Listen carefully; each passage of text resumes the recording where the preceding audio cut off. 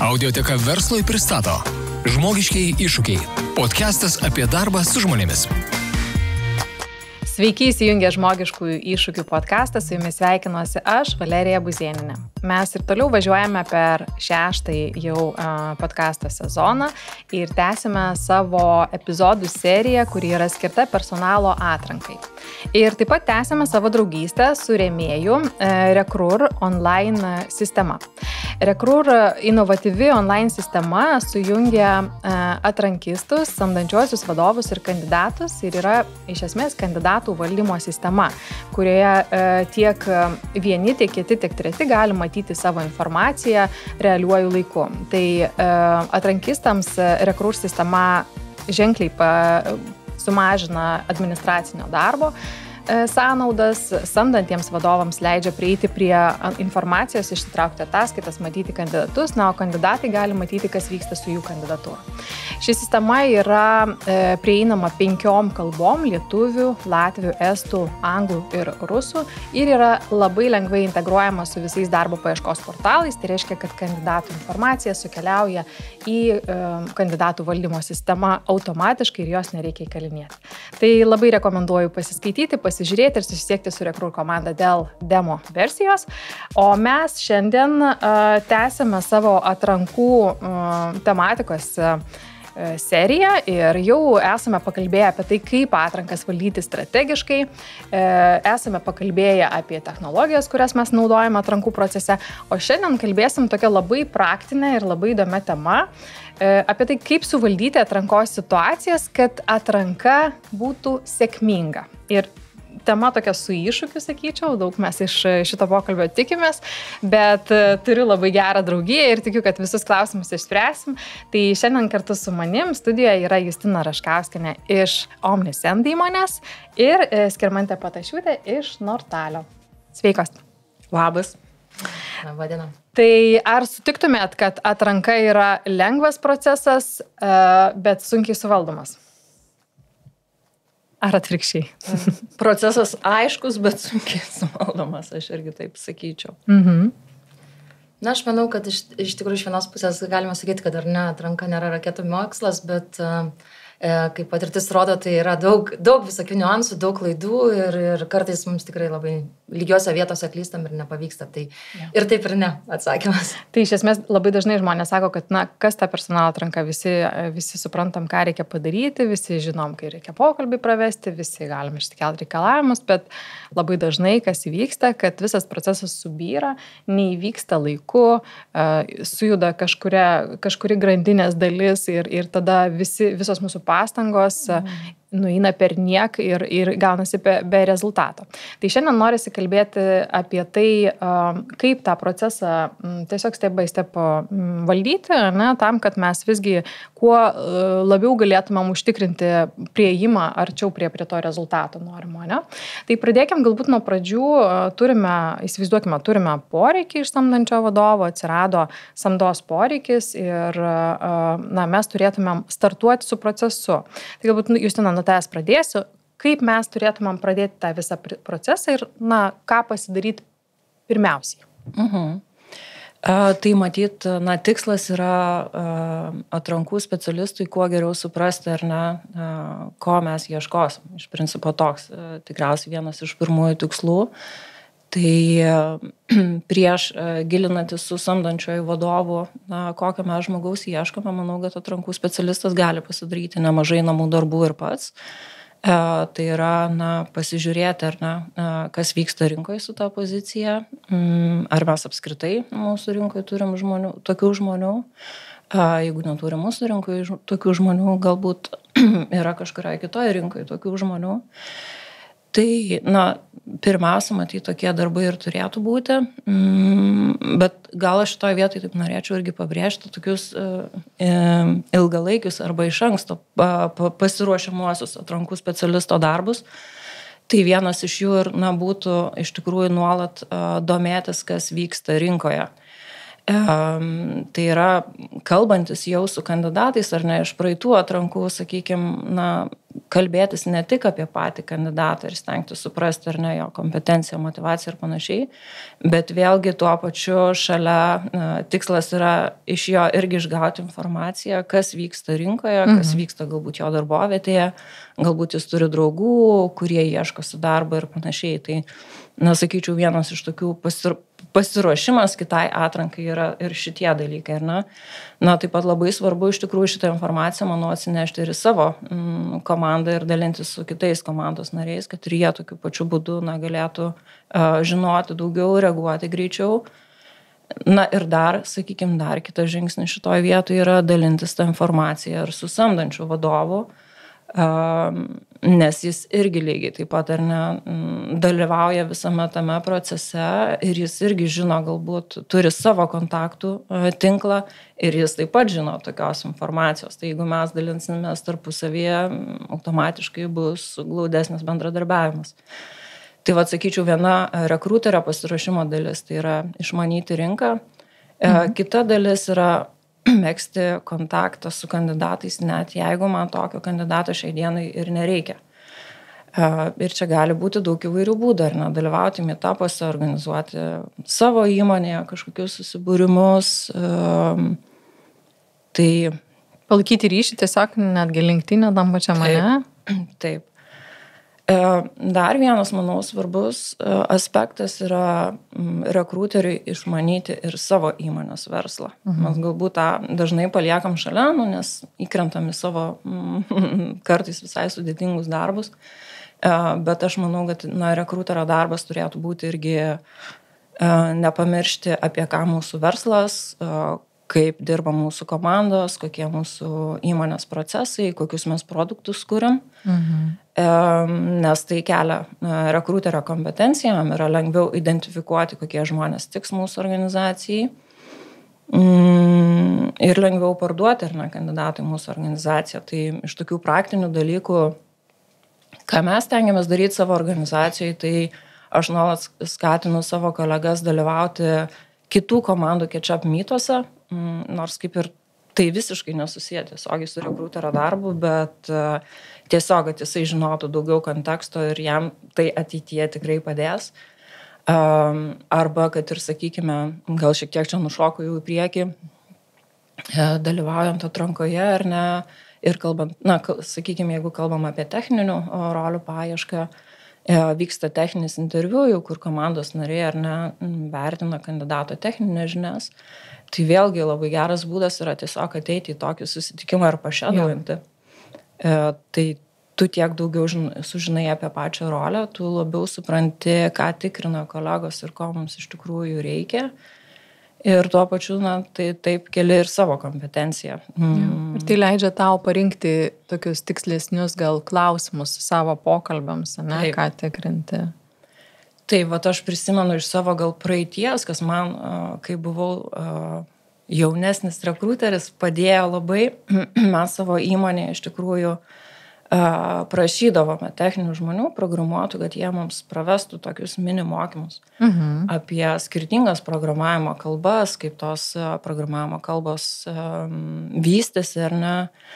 Ir galbūt tikslas nėra, kad aš tapčiau ten techninių skilsų vertintojų ar ne, bet man buvo daug drąsiau approachinti tuo metu tuos techninius žmonės, kurie irgi kartais mėgsta mus pačelendžinti. Taip. Tai... Jo, labai gerų minčių, ačiū Juste. Skirmante, nuo ko prasideda jūsų atranka? Nuo ko prasidėjo mūsų atranka, tai aš, aišku, pritariu Justinai, kad nuo tų namų darbų vienareikšmiškai.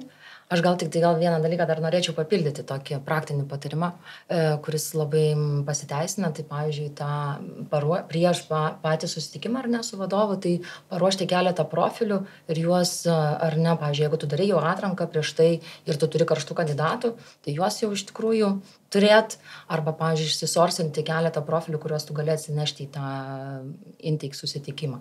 Ja. Ir čia galbūt tiem, kas turi mažiau patirties, galbūt verta paaiškinti, ne, ką mes tos profilius nešamės į tą susitikimą. Tai ne tam, kad mes iš karto uždarytumėm poziciją, tokios ambicijos, ko gero, kartais įvyksta stebuklai, bet mes neturim tokios ambicijos. Mes norim validuoti, ar mes teisingai suprantam rolę, ne? Ar mes į tą pusę galvojame, ar maždaug panašių, jeigu ne, kas turi būti kitaip tame profilyje, ko tu nori ieškoti. Ne? Tai mums padeda tai tiesiog susidėlioti viską lentynėlės. Taip. Tai manau, čia tokie pirmieji žingsniai.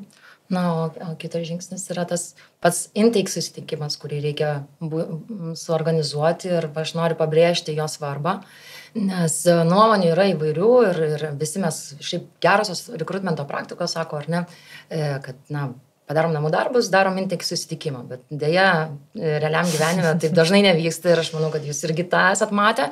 Tai va ir dažnai toks būna, nežinau, samdantysis vadovas atsiuntė rolės aprašymą ir sako, tai va, viskas čiagi parašyta, pirmin, ar ne, medžiojom kandidatus.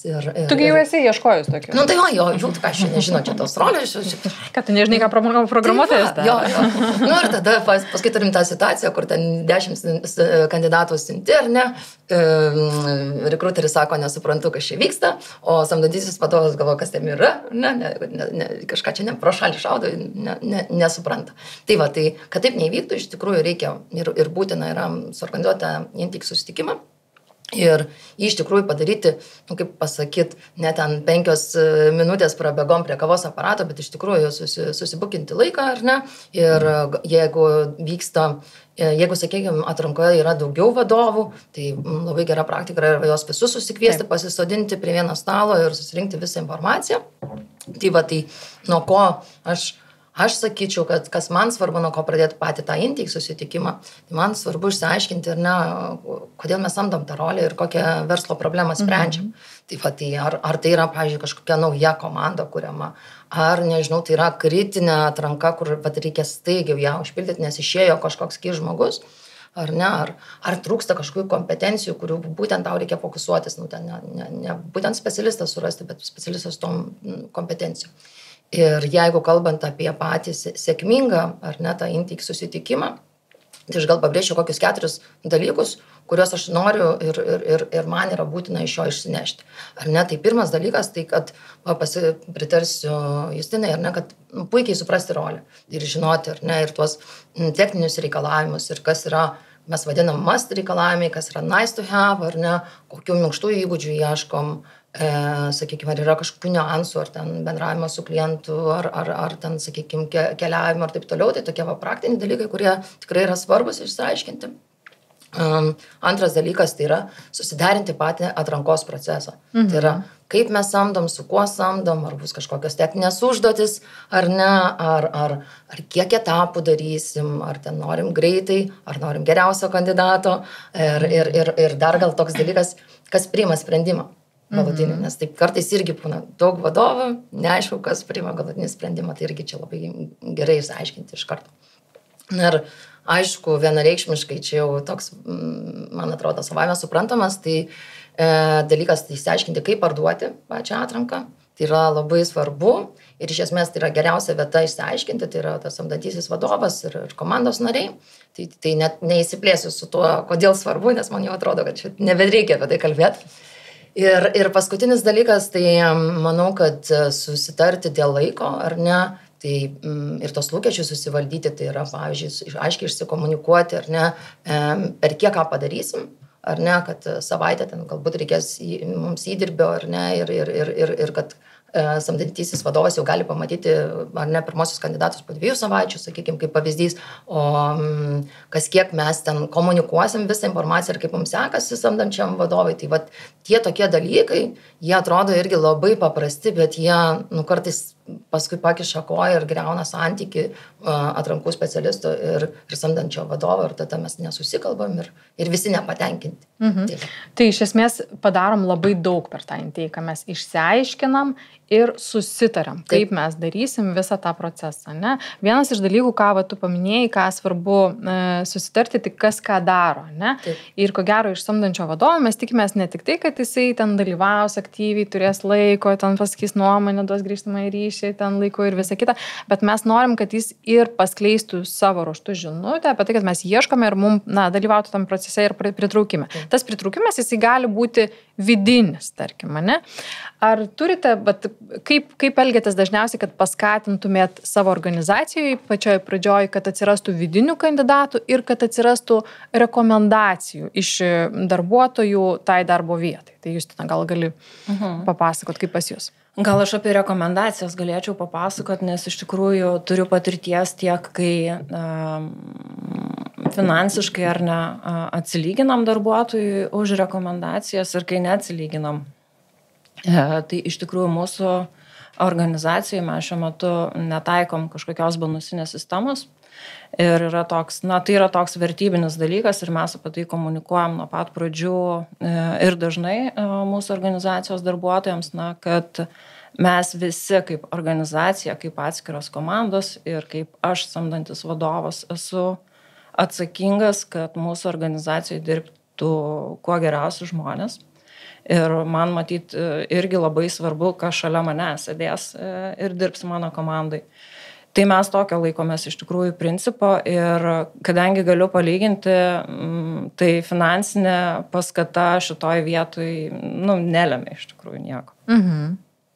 Turiu minėti, kad šiuo metu be finansinės paskatos jūs turite pakankamai aktyvias rekomendacijas. Taip, ir kas padeda tas aktyvias rekomendacijas gauti iš kolegų, tai žinoma, kuo dažnesnė komunikacija apie atviras pozicijas ir nebūtinai tik tai ar ne tokia bendra vieša komunikacija. Manau, kad netgi geriau veikia, kai mes einame ir kalbamės asmeniškai su darbuotojais ir vos nesusėdame šalia ar ne, žiūrėk, gal galim peržiūrėti, arba galbūt žiūrėk, matau, kad tu turi connectioną su tuo žmogu, man atrodo, jis mums galėtų tikt, ar tu jį pažįsti, galbūt ir tu gali jam netgi parašyti ir pakviesti jį. Tai tokie dalykai iš tikrųjų labiausiai veikia ir žinoma, nepamiršti, jeigu mes gaunam gerą rekomendaciją, bet kokią rekomendaciją, sakykime, mes pradžioje net nežinom, ar ne, čia geras rekomenduojamas žmogus, o galbūt netinka šiam momentui. Tai pafollow-upinti su tuo žmogum, nepamiršti to mūsų darbuotojo, kuris rekomendavo mums ir žinoma būtinai padėkoti, nes tai yra dovana rekruteriui iš principo, ta rekomendacija. Tai tu paminėjai, kad per samdantį vadovą mes galim bandyti išjudinti ir eiti tiesiogiai į kolegas potencialius, nes jie gali turėti tą kontakto ratą. Sakyčiau, kad vienas iš tokių galingiausių dalykų tiesiog samdančių vadovų priminti dabar, kol vyksta atranka per visą procesą, primink nuolat savo komandai, kad mes vis dar ieškom ir kad ne tik tai iš rekruterio ar šiaip iš bendros komunikacijos eitų tą žinutę, bet ir iš pačio vadovo į savo komandą. Taip, geras pastebėjimas. Skirmante, kaip jūs darot? Aš taip iš tikrųjų galėčiau tik paantrinti Justinai. Tai labai panašiai mes mąstom savo įmonėje ir dar netgi galiu pasidalinti, kai ėjom per tokią aktyvę samdymo fazę, tai čia galvoju prieš kokius 2-3 metus atgal, ar ne, iš tikrųjų aš pasižiūrėjau statistiką ir kad pas mus iš 100 žmonių 40%, pavyzdžiui, atkeliavo rekomendacijų keliu. Super. Tai vat, ką aš manau, kas iš tikrųjų yra daug, tai tik tai tokiu būdu ir pasiekėm, kad atranka ir samda yra ne tik, ar ne, rekruterio, ar ten rekruterio ir samdančio vadovo reikalas, bet visos organizacijos ir tas įsitraukimas iš tikrųjų buvo ir per komunikaciją, ypač per komunikaciją. Mesgi net, sakykime, ir ta visuotinė mums labai gerai veikia, beje, nes mes turim tokį kas mėnesinį, pavyzdžiui, susitikimą Lietuvos viso padalinio, kuomet mes, bet jis toks laisva forma, sakykime, netgi vadinasi Ask Me Anything, ir mes ten šiek tiek dalinamės, kas vyksta, kokie pokyčiai ir ten biznio naujienom, taip labai lengvai, ir aš, pavyzdžiui, irgi ten turiu savo skyrelį, kur taip visą laiką trumpai ten, tokia mes humoro forma labiau, įstoju ir ten sakau, čia tiek kažko pasamdėm, čia tokios rolės ir paskatinu, parekomenduoti, tai irgi visą laiką ir tie update'ai paskui vyksta, kaip ten sekasi, ką uždarėm, kai čia prisijungs, tai realiai susidomėjimas labai didelis yra kolegų. Ir sakykime, ir prie to kavos aparato pakalbinti irgi gerai labai veikia. Ir ypač, pavyzdžiui, dar naujai prisijungusius kolegas, kurių dar, ar ne, sakykime, tas ratas yra toksai šviežesnis. tai va, toks atėjai atsivesk draugą, bet čia aš taip juoku. Bet tas veikia iš tikrųjų, nes ateina žmonės ir panašus į juos iš tikrųjų ir tinkama. Bet aš ir palaikau, pavyzdžiui, ir tas finansinės, sakykime, tos bonusus, nes, nežinau, jeigu tai paskaičiuom, kiek įmonė kainuoja, ar ne, viena atranka, tai nežinau, vidinė ar ne, vidinėje organizacijoje, ne, tai gali, nežinau, 2-3 tūkstančiai, ar ne, vieną žmogų pasamdyti kainuoja per agentūrą, ar ne, gali būti, nežinau, 15-20, tai kodėl, nepadėkoti tą dovanėlę ir tam, ar ne, darbuotojų, kuris atvedė. Bet nesakau, kad tai turėtų ant to laikytis, nes, kartais būna irgi, nepidingai viską lemia.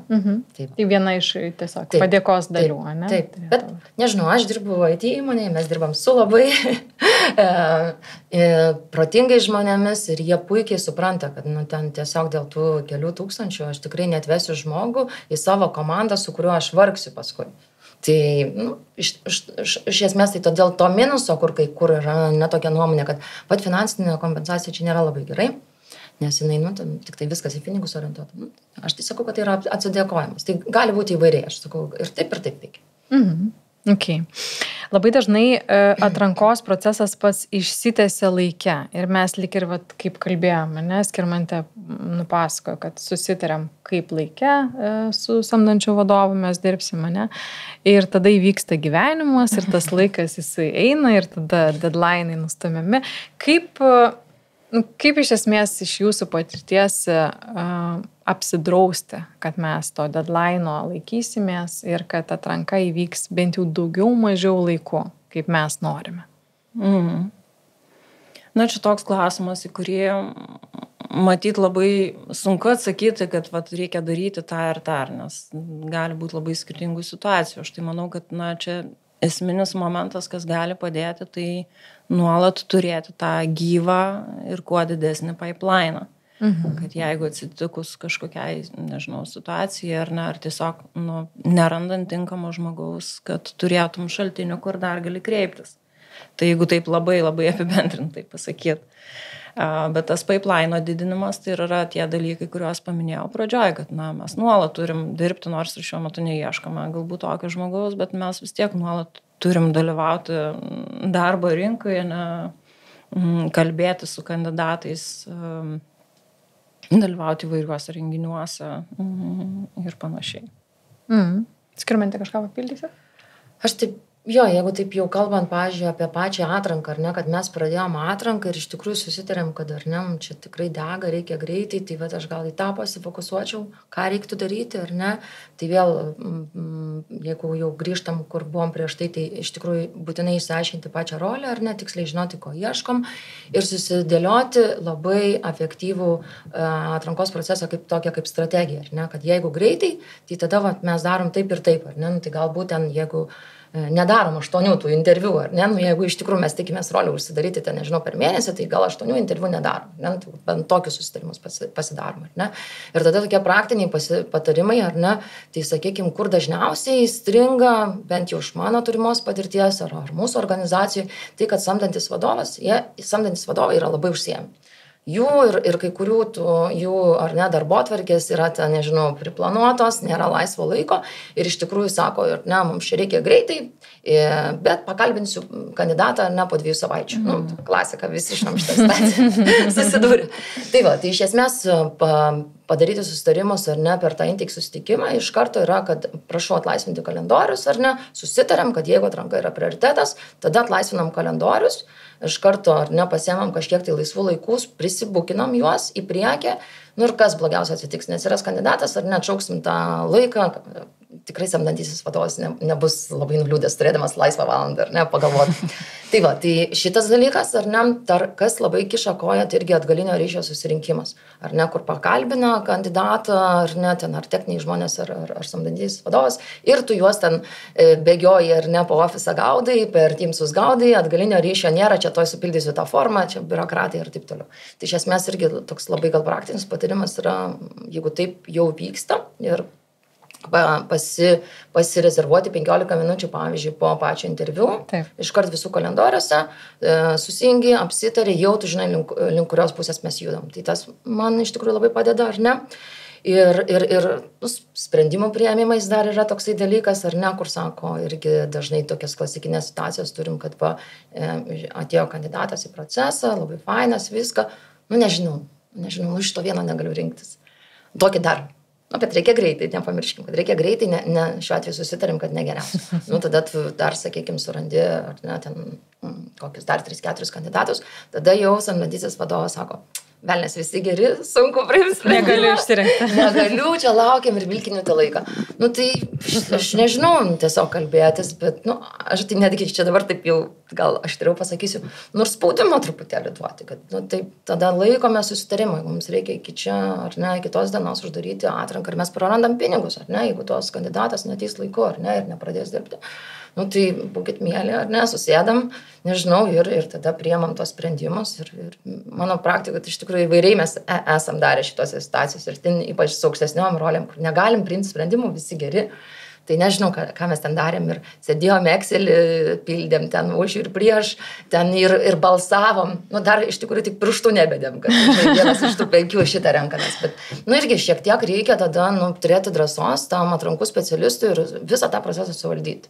Tai gal tokie, nežinau. Jo, čia kompleksiškumas yra tas, kad kaip ir bet kokiam projekte daug yra šalių suinteresuoto, ne? Taip, tas trikampis toks yra atrankų komandas, samdantysis vadovas ir kandidatas. Ir pas visus keičiasi situacija ir visų prioritetai keičiasi. Tai mes čia pradėjom jau kalbėti apie tai, kad iš tiesų iš samdančio vadovo kartais, neišpykto, tikrai, nes jis yra labiausiai suinteresuotas žmogus šitoj situacijai, bet atsiranda kliučių ir tada tas visas procesas apsisunkina, ne? Justina, gal tau dar kažkokių teko susidurti su kažkiam situacijom? Jo, tai Skirmantei pasakojant prisiminiau irgi tokį momentą, kuris galbūt visai irgi dažnai nutinka, kaip tu sakai, Valerija, kad dalyvauja daug skirtingų ar ne žmonių procese. Jo, ar būna situacija, kad vienas sako taip, kitas sako ne. Aha, tarp sprendėjų, ta prasme. Jo, ir tada, atrodo, tai priimk sprendimą. Bet čia man tada toks įsijungia, kaip aš čia galiu šitoje vietoje dar padėti. Tai ir pasiūlyti, tai gal padarom tada dar vieną mytą su kandidatu. Gal dar kažkaip pabandykim, pagalvokim, kaip mes jį galim patikrinti, ar ne, kad būtų lengviau priimti tą sprendimą. Tai ne tai, kad priimk sprendimą tikėtis ar ne iš samdančio vadovo, bet man dar toks, gerai, ką aš čia dar galiu šitoje vietoje jam padėti, kaip aš jam galiu padėti. Dar toks. Jo.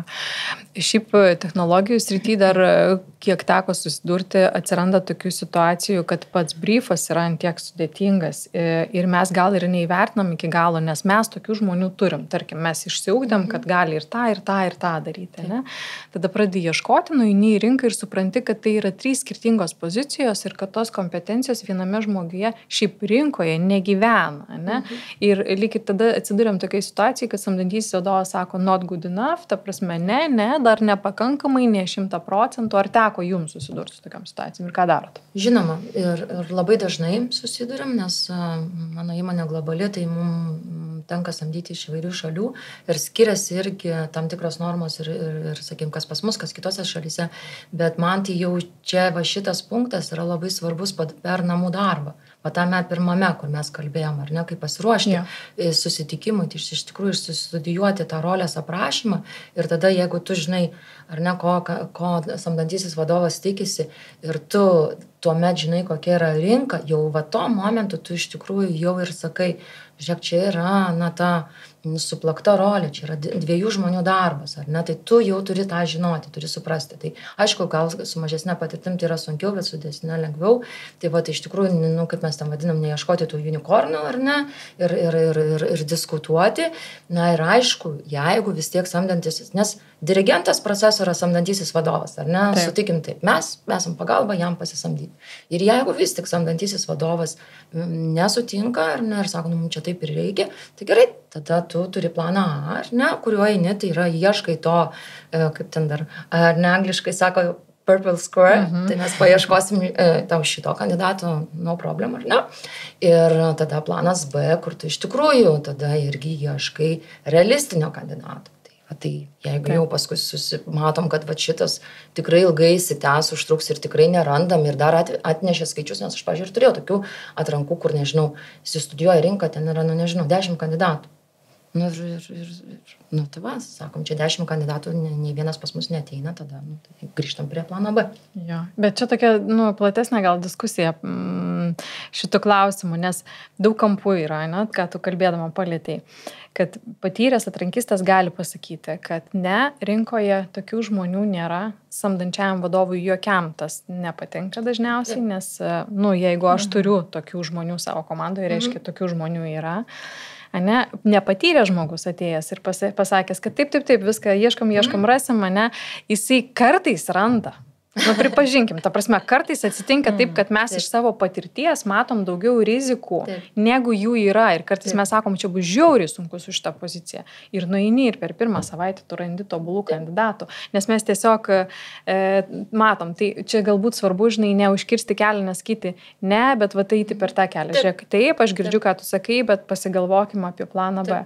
O beje, apie tą purpurinę voverę, violetinę voverę, tai nežinau, ar visi esat girdėję, bet vienoje iš didesnių rinkų šalių rekruteriai buvo perdažę voverę į violetinę spalvą ir kažkur tam paleidę, žodžiu, kaip simbolį, kad visgi egzistuoja tie vienaragiai kandidatai ir štai jam violetinė voverė, jinai laksto. Man atrodo, aš kažkaip dabar bijau, ką žalieji apie tai sakė. Ir gyvulių teisės. Ingrid bėgioja, tai žalieji nepamatė. Okay. Tai mes pakalbėjom apie tai, kad iš samdančių vadovų, atsiranda tokių, reikalavimų ir kartais mums tas procesas jisai šiek tiek sudėtingas pasidaro, bet mes tada turim dar ir trečią tą piramidės kampą, kandidatus. Ir kandidatai irgi turi savo nuomonę, ta nuomonė keičiasi, situacija keičiasi ir čia irgi sudėtinga yra suvaldyti. Kaip iš kandidatų pusės, kas gali subirėti tas procesas ir kaip tai gali atrodyti? Gal pradėčiau dar nuo to, kaip pamatyti anksti, kad gali subirėti procesas. Tai nuo pat pradžių ar ne bandyti išsiaiškinti kuo daugiau kandidato konteksto. Tai yra, ar jis kalbasi tik su mūsų įmonė, nes jis labai nori dirbti mūsų įmonėj, ar jisai tiesiog labai aktyviai ieškosi darbo ir lygiai grečiai dalyvauja dar 5 pokalbiuose. Kiek jis žino apie mūsų organizaciją, kad mes suprastumėm, ar tas kandidatas tikrai yra suinteresuotas. Man atrodo, šita vieta yra labai svarbi ir jeigu aš kaip rekruteris matau, kad galbūt ar ne mažai šansų, nes jisai dar dalyvauja ir kitose pokalbiuose, tai automatiškai mano planas matyti yra tada eiti ieškoti kitų variantų ir turėti juos šalia. Tai taip sakyčiau šitoj vietoj. Dar toks pratimas, kurį mes darom, jau kalbant, jeigu, sakykime, apie finalinį etapą, kai būna matyti skaudžiausia, ar ne, kai mes jau turim tą deimantą ir staiga jisai apsigalvoja, ar ne, yra netgi buvo situacijų, kai mes jau ir darbo sutartį esam pasirašę, jau susivedę į sistemas, informaciją, ar ne, duomenis apie žmogų, bet jis staiga, apsigalvoja, ar ne. Tai, šitoj vietoj toks praktinis irgi patarimas, galbūt atrankų specialistams, mes tada stengiamės iš tikrųjų nepaleisti taip greito žmogaus vis tiek ir prašome, kad jis šiek tiek padirbtų mūsų naudai, nes mes kaip organizacija irgi sugaišom laiko dėl jo, jis irgi žinoma sugaišo laiko dėl mūsų, bet atsisakė finale, tai mes tuomet sakom, žiūrėk, gal vis dėlto galėtum kažką vietoj savęs parekomenduoti mums. Ir tas visai suveikia, dažniausiai ypač su aukštesnio lygio pozicijom. Rekomenduoja kitus kandidatus. O kas pasikeičia kandidatai? Tiesiog, jeigu praskleisti tą, sakai, pasirašom ir darbo sutartys, taigi kažkas pasikeičia ir žmogus neateina. Gauna counter offerį iš dabartinio darbdavio. Gauna kažkokį kitą pasiūlymą. Tai vis tiek, nors ir keičiasi gal darbo rinkoje situacija, bet ne ant tiek, kad vis tiek geri specialistai yra saugomi organizacijų. Skirmante, kokių situacijų tu esi mačius, kad dėl kandidatų subyra procesas? Tai aišku, teko matyti įvairių ir tų skaudžiausių, kur paskutiniam etape, tai vienareikšmiškai mes manau, kad per savo darbo patirtį visi tą turėjom.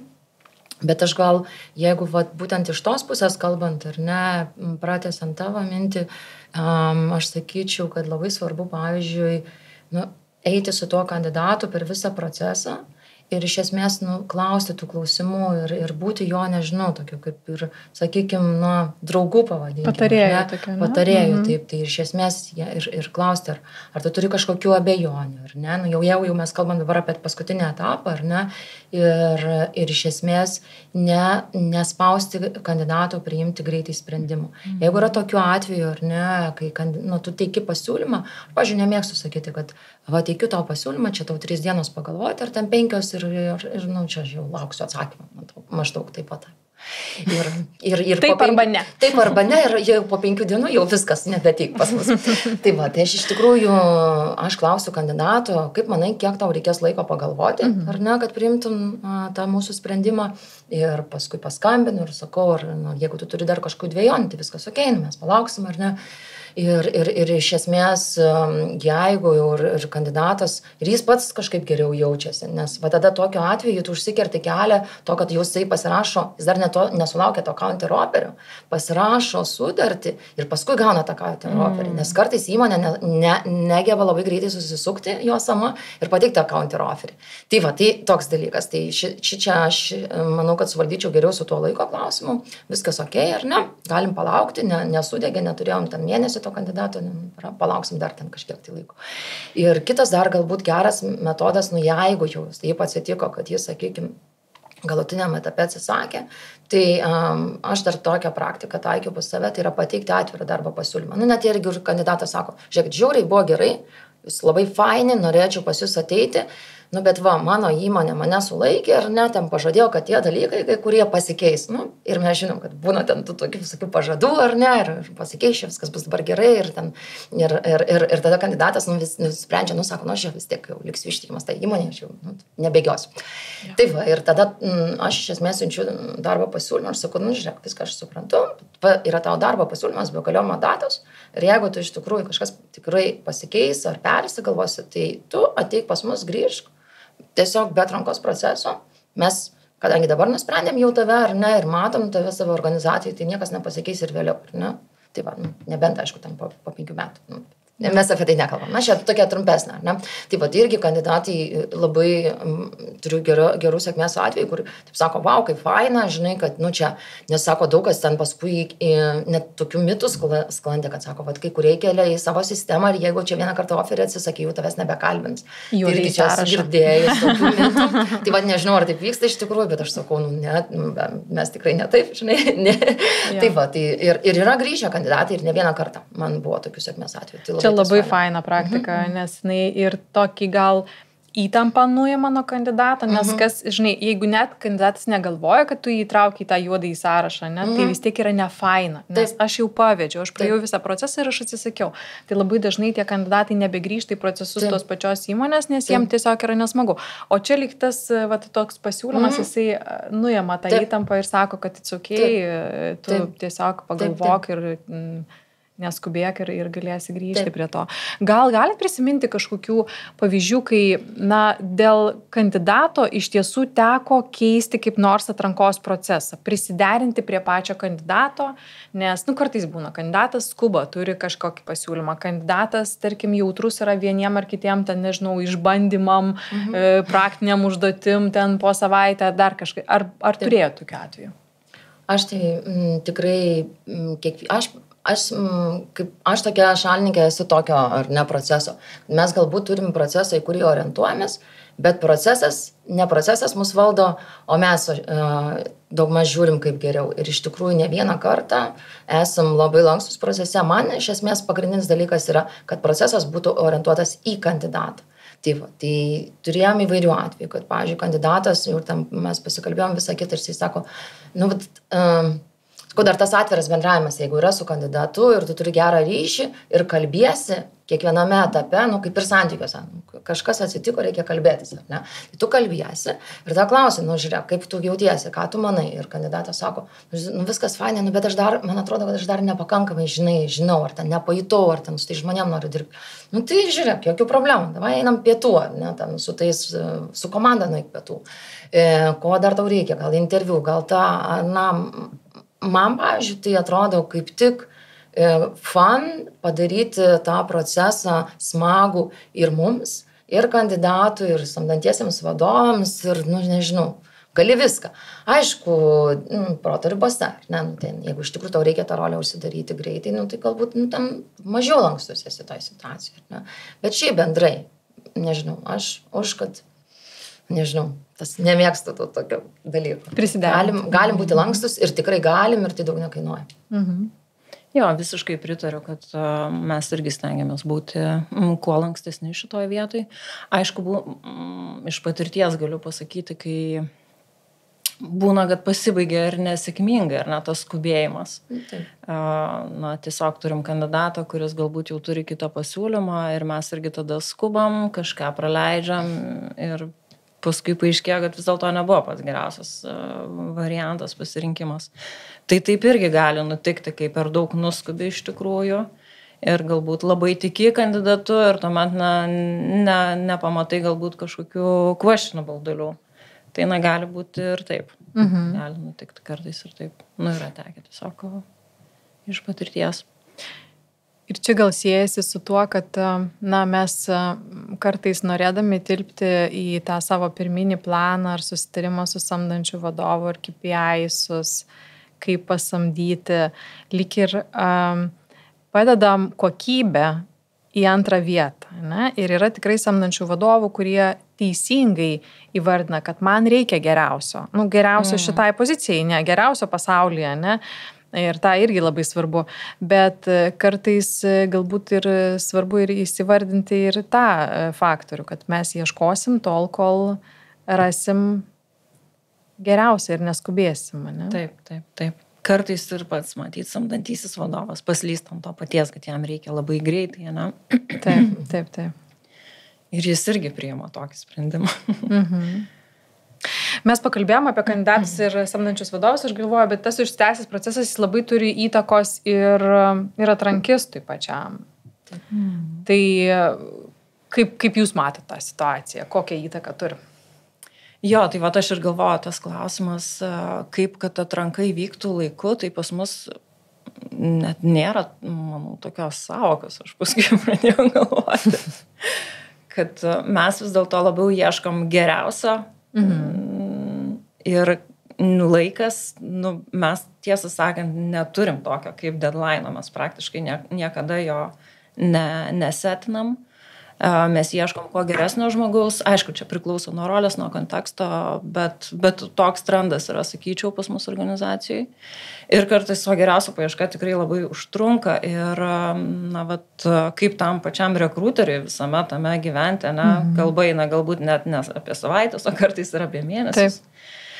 Tai čia tokia iš tikrųjų, manau, svarbus momentas ir aš tada tai tiesiog galvoju, kad reikia ieškoti, visų pirma, reikia rekruteriui pačiam savo pripažinti, kad man gal reikia pagalbos ir nebijoti pasiieškoti tos pagalbos iš šalies. Tai mes turim tokį pratimą savo komandai, vadinam jį sourcing hour, kai jau rekruteris nebežino, ką daryti. Tai mes tiesiog visą komandą sėdam kartu ir sourcinam kartu tai roliai. Čia labai geras pratimas. Tai jo, tokį esam pasibandę, dar galvoju, turiu mintį, bet nesam išbandę, kai vis dėlto duodam kitam rekruteriui. Tai čia tokia dilema man kaip vadovui iš tikrųjų, kiek žmogus vis dėlto turi owninti iki galo, o kiek vis dėlto nesudegti, ir vis dėlto gal kitas žmogus, kaip tu sakai, gal juniorui ten per savaitę, žinai. Taip, iš to entuziazmas dalykas, jo, tai gal kitam, žinai, rekruteriui irgi taip pat gali suveikti. Jo, tas rotacija, jinai iš tikrųjų tam tikrais atvejais yra naudinga ir šiek tiek ir patraukia tą įtampą nuo to atrankisto, kuris užsisuko gal nesėkmės rate kažkiam.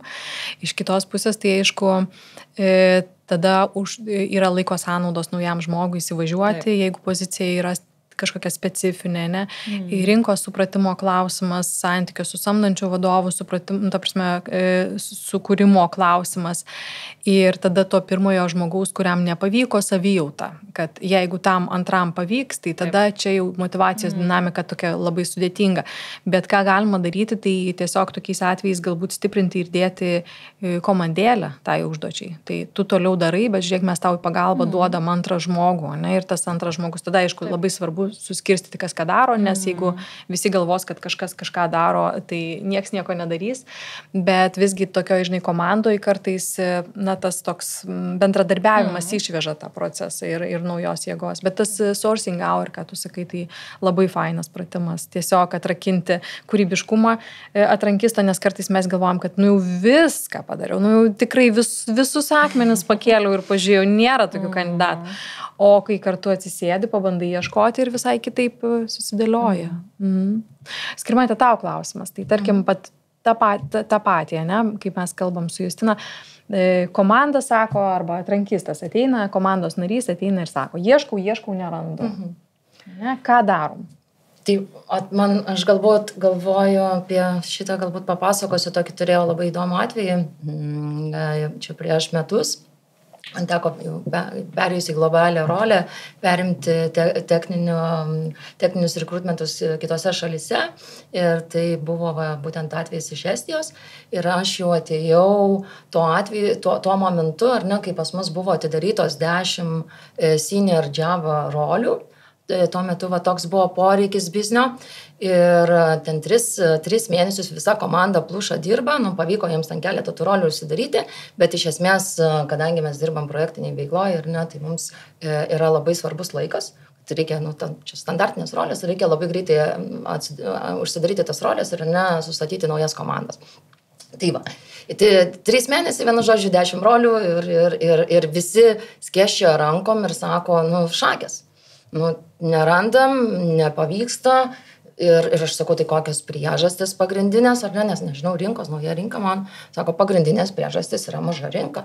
Nėra tų kandidatų, nėra, sako, viskas, mirties taškas, nėra tų kandidatų. Ir aš taip tada kažkaip galvoju, aš sakau, o kiek mes turim rinkoje apskritai džiavistų Estijoje, ar ne? Tai visi sako, mažai, bet aš sakau, koks tas skaičius, ar ne? Ir visi, niekas nežino.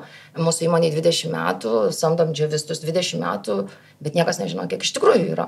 Aš tada greitai su techninio sourcingo komanda mes pasmepinam rinką, taip labai atidžiai, ir žiūrim, kad yra 1500 džiavistų tuo metu, ar ne?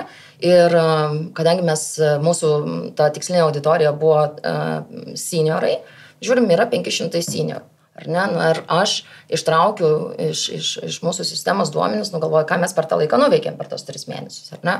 Ir matau, kad iš tikrųjų buvo sukontaktuota 470 kandidatų jau. Tai šiuo atveju buvo labai akivaizdu, ar ne, kad praktiškai mes jau, ar ne, pasiekėm visus, ar ne, ir tai, nes dar kažkas sako, tai tegul daugiau gal sourcingo įmetam, daugiau dar sourcingo dar ieško. Tai aš sakyčiau tokiu atveju, tai kaip, nežinau, kažkada Kubilius sakė, ar ne, kad pasiekėm dugną, kasam smėlį jau šitoje situacijoje. Viskas, tikrai tu džiavistų nebepagimdysim. Tai va, toliau galvoju, kaip tie skaičiai toliau atrodo. Ir tada žiūriu, kad mums iš tikrųjų pusė tų kandidatų atsakė vienaip ar kitaip. Tai irgi, kas man buvo, 50%, ar ne, response rate'as tikrai yra didelis, kas rinkoje tikriausiai benchmarkas, man atrodo, koks 20, ar ne, būtų techniniam roliam. Tai va, galvoju, tai čia mums su pirma žinutė pavyko super, čia niekas nestringa, ar ne, einam toliau, ar ne. Ir tada matau, kad mums netgi 70 žmonių pavyko per tą laiką prisikviesti į pirmą susitikimą, ten vienokį ar kitokį, ar ten rekruterio skiriną, ar tą. Ir pasamdėm tik 4. Tai aš galvoju, tai ką mes padarėm, kodėl mes praradom tuos likusius. Ir čia toks atrodo, man aukso šaltinis, kad mes jau juos pasiekėm, prisikalbinom ir mes juos praradom. Ir pradėjus analizuoti iš tikrųjų mūsų patį procesą, kaip mes, ar ne, ką darom su tais kandidatais, tai, sakykime, ten rekruteris, ar ne, galbūt nebuvo pakankamai rekruteriai techniški, tuo metu jiem buvo labai sunku parduoti tą pradinę atveju rolę ir nors irgi nemažai jų atėjo, vis tiek sutiko pasikalbėti, ar ne, kandidatų, bet pamačiau tai, kad mes pirmą interviu, ar ne, darom tokį, kad tai yra tokia techninė diskusija, techninis pokalbis, bet jis labiau orientuotas ne į patį kandidatą ir jam parduoti, o pasitikrinti techninės žinias, nes kažkaip tuo momentu tokia buvo atėjusi, nežinau, suformavusi nuomonė toje komandoje, kad net ne visi čia tą kartelę Nortalo praeina, čia mums labai tokių techniškai stiprių reikia, kompleksiniai projektai ir mums čia labai svarbu sužinoti, ar tas kandidatas yra iš tikrųjų senioras, nes ateina iš įvairių įmonių ir ne senioras. Tai man čia toks ar ne, žiauriai, prarastos galimybės, tai mes iš tikrųjų irgi pradėjom dirbti ties to, kad tą pirmą interviu įtraukti tokių žmonių, kurie, ar ne, tam kandidatui pasako, ką mes veikiam ir ne, kokią iš čia pridėtinę vertę sukurs, kokie projektai, ką jis darys, o jis darys tą ir aną, ir trečią, ketvirtą.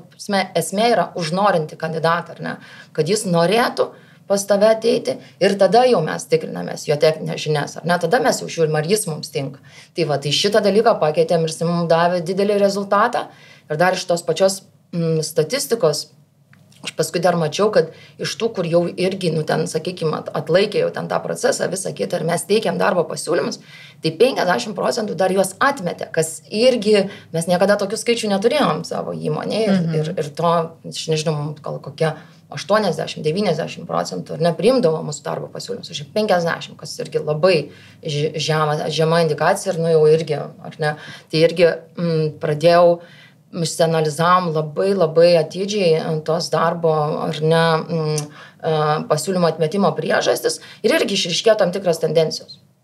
Tai buvo šiuo atveju, pavyzdžiui, tai buvo atlyginimas. Ir tai jisai mums pakišo koją, nes galbūt mes taip aktyviai to nebuvom samdę, kurį laiką, pavyzdžiui, nežinojom, kokie atlyginimai yra tuo metu rinkoje ir tie siūlomi buvo mažesni, tai irgi tai yra būdai įvairūs tą spręsti, ar ne, tai ir, nežinau, mūsų rinkoje yra Fontes atlyginimo, ar ne, survei, kur tu tikrai gali pasižiūrėti ir daug pasilyginti, kaip tu atrodai su rinka ir ar tu nori mokėti tos rinkos atlyginimus, dar nepamirškim, kad ir tais laikais tai dar pirkom kandidatą, dabar aš jau nebežinau, ar iš tikrųjų perkam, ar jau dabar ant lygių. Ir iš esmės, jeigu tu tikrai ar ne toje rolėje, ten įvairūs ar ne projekto kaštai, tu negali pasiūlyti to labai aukšto atlyginimo tam seniorui, tai tada galbūt reikia pergalvoti pačią rolę, galbūt mes imam stipresnį midą, ar ne, irgi jam yra kur augti, tu jį truputėlį ar ne gali prisivilioti su šiek tiek mažesniu atlyginimu negu seniorą, bet vis tiek ar ne turėti dar tą pačią kokybę. Tai iš tikrųjų aš mėgstu skaičius, statistiką, analizę ir tada aiškiai išsianalizavus, kur mes rinkam, kur yra būtent problema, kodėl nepasamdom, nes aš netikiu, kad nepasamdom, kad visada galim pasamdyti, esmė yra tada ką mes darom, kur yra problema ir kaip ją sprendžiam, tada sėdi, tarėsi, kaip mes sprendžiam tą problemą, ar viena kryptim, ar kita. Super, ačiū tau labai už šitą pavyzdį, nes jis labai daug kampų paliečia ir labai prideda tą analitikos klausimą, ne, į atrankas. Bet aš taip pat tavęs klausiau ir tą istoriją antrą kartą girdžiu ir man žiauriai patinka visa ta seka ir kaip tu priėjai prie tos užduoties. Bet žinai, šiandien klausau ir galvoju, kaip visgi svarbu turėti duomenis. Ta prasme, žinoti, pirmiausia, tai aišku, tu išsimapinai, kokia rinka yra, bet kita vertus žinoti, kiek mes apraučinom, kiek mes turėjom pokalbių, kiek mes turėjom pasiūlymų. Ir jeigu tų duomenų neturi, tada tu spėlioji iš esmės ir tau žymiai sunkiau yra prieiti tikrasias išvadas. Tu gali spėlioti, nes, kaip, žinai, jeigu mes remiamės to, ką sako atrankistas vienas arba kandidatas vienas ar kitas, mes galim pasidaryti labai lengvai klaidingas išvadas. Taip. Tai va čia duomenys yra labai svarbu. Vienareikšmiškai. Ir visą laiką analizuoju duomenys ir skatinu kitus tą daryti. Super. Justina, ar turi kažką dar papasakoti iš savo pusės ar pridėti prie to, ką Skirmantė pasakė? Gal aš pritariu visiškai dėl duomenų iš tikrųjų. Gal dar iš kitos pusės, kai tavo klausimas buvo ieškau ir nerandu, tai mes save tai challenge'inam, sustojam vienas iki ketvirtyje ir vis pergalvam, kaip dar kitaip galim papraučinti tuos kandidatus. Tai čia svarbi matyti rekrūterio darbo dalis. Labai. Čia matyti svarbu suprasti, kad mes visi esam žmonės ir mes užsisukam savo rutinoje. Ir jeigu tu ieškai tos pačios rolės, o gal netgi ne pirmą ir ne 10 kartą, tai tikrai tau, kaip pasidaro rutina ir tu gal ir nebematai. Tai visą laiką save spausti tą kampą, kaip kitaip, ką kitaip aš galiu padaryti. Tas svarbu yra. Tai čia kaip tik, žinai, gal pasileisti plaukus ir atsinešti, žinai, belen kokių idėjų ir tada jas tiesiog prasivaliduoti komandai ir kuom tikim, ką darom, nuo ko pradedam. Super. Mes pakalbėjom labai apie daug tokių kliučių atrankos procese, ir taip galvoju dabar, taip rezimuojant, tai nemažai tų kliučių yra. Kas visgi jum pačiom labiausiai patinka apie atrankas yra apie galbūt pritraukimą ir tų talentų atvedimą į organizaciją. Kas yra tas yes momentas? Aš gal netgi pasakyčiau, kad man yes momentas yra dirbant savo kompanijoje, ar ne, vidinėje kompanijoje. Tai mano yes momentas yra vienas, aišku, kai jau ten sėkmingai žmogus prisijungia, bet mano didžiausias yes momentas yra dirbti paskui su tais žmonėms, su tais kolegom. Ir, nežinau, mums kartu pavyko kažkaip susamdyti pusę vadovų komandos ir aš dabar su jais dirbu ir aš kiekvieną dieną kaifuoju. Tai mano pasididžiavimas. Taip, ir man, pavyzdžiui, aš galvoju, ir ten taip smagu dabar kartu dirbti ir mes susikūrėm tokią aplinką, kur mes iš tikrųjų tiek daug pasiekėm. Aš galvoju, kažkaip aš, nežinau, tie žmonės, aš juos kažkur radau ir jie atėjo ir aš dalyvavau jų tam atrankos procese ir įtikinau, prasais dirbu, aš galvoju, pliau, kaip man sekasi. Tai čia mano momentas. Labai faina, ačiū, kad pasidalinai. Mano tai gal 2 tokie momentai, sakyčiau, kai atvedi kandidatą į intervą, užtrukai ilgai, sugaišai daug laiko ir jauti, kad išneka tai, ko mums reikia, kad ir jau samdančio vadovo akį žiba, tai čia vienas toks man yes momentas būna, kad jas nugalėjau. O kitas gal, kai hiring manageris jau irgi nusamdži žmogų, nežinau, padėkoja ir tu jauti, kad tikrai padėjai. Tai gal man tokie būtų yes momentas. Savo darbo įvertinimas toks, ne, gauti tą prasmę, taip, dėl ko mes visi tą ir darom. Tai ačiū Jums labai už pokalbį, labai daug tokių praktinių dalykų palietėm ir manau, kad daug prie ko norėsis grįžti ir dar pergalvoti. Tai dėkui už tai, kad dirbat tokį svarbų darbą su tokiu dideliu entuziazmu. Ir ačiū sakau visiems iki. Ačiū, Valerija, smagu. Iki. Jūs klausite podcast'o Žmogiškieji iššūkiai. Kad nepraleistumėte naujų epizodų, kviečiame prenumeruoti laidos naujienlaiškį adresu žmogiškieji.lt. Podcast'ą prenumeruoti taip pat galite per Apple Podcast, Google Podcast, Spotify, Stitcher ir kitose platformose. Laidos partneris Audioteka verslui. Nuolatinio tobulėjimo kultūra jūsų organizacijoje. www.audiotekaverslui.lt